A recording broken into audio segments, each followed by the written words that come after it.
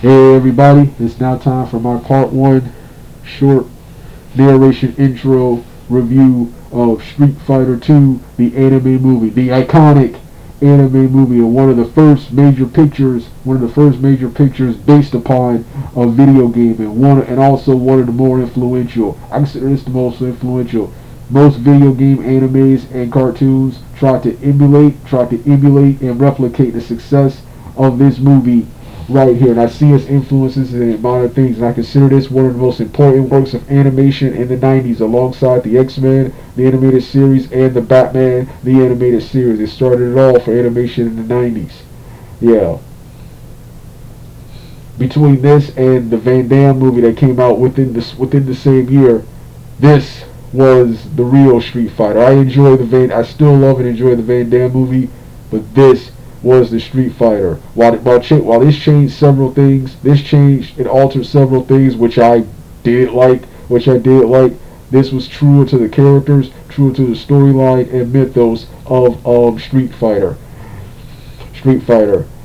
This is loosely based on the Street Fighter 2 video game, Street Fighter 2, mostly Street Fighter 2 Turbo, because it features the characters of those. The plot mostly follows Ryu, Ken, Chun-Li, and Guile. Guile as they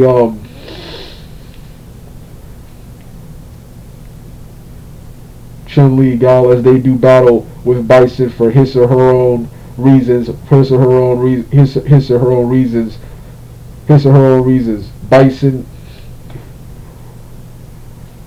Bison is searching for Ryu, but can't find Ryu because he's a wandering warrior. He wanders from town to town fighting. So instead, he kidnaps Ken. He attacks and kidnaps Ken instead, and subjects him to brainwashing and turns him into Violet Ken, giving us the first media appearances of the character Violet Ken, the Dark Ken, and Ryu fights Ken to snap him out of it. Ken eventually recalls and remembers his past with Ryu, and Bison then disposes of him by shooting him across the forest across the woods and forest area they were fighting. Ken remembers who he was and enjoys Ryu and Guile in the final battle. Guile, who had just already lost to Bison and was thrown off a hill, so leaving Ryu to fight Bison alone. Ken joins, and now together they double team and eventually triumph over Bison with a Shoryuken combo, followed by two Hadoukens to finish off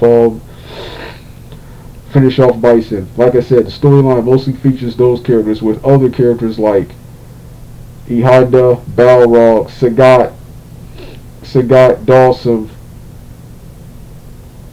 Dawson playing major supporting roles, and other characters with minor roles include Fei Long, DJ,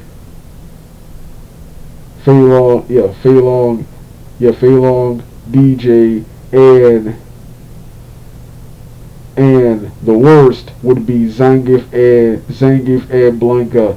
Their scene can be removed from the film, and the film would not be any different. They're just here to say, "Oh, we have everyone in the Street Fighter movie." This is what I was talking about when comparing it to Alpha. When comparing it to the Alpha, the animation.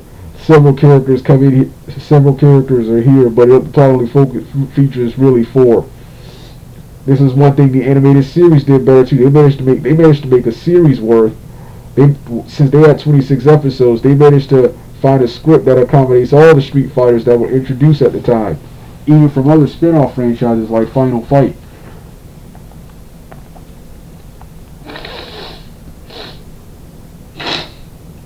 So,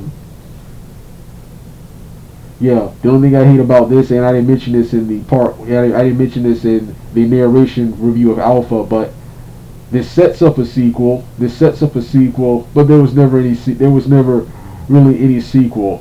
Japan did some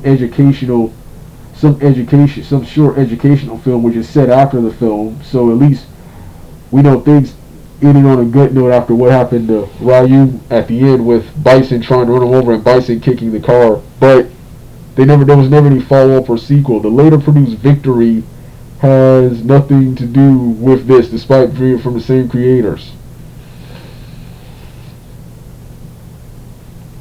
So yeah, this was Street Fighter the anime. This was Street Fighter the anime film. After Alpha the animation, the animated series, and what's the other one? Udon Comics. I consider this the next best in the franchise.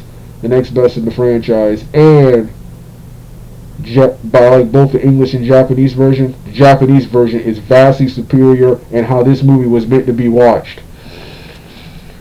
So, with that being said, this was Street Fighter 2, the anime film. The links will be in the description box below, part 1 and 2. The next is Street Fighter 2 Victory.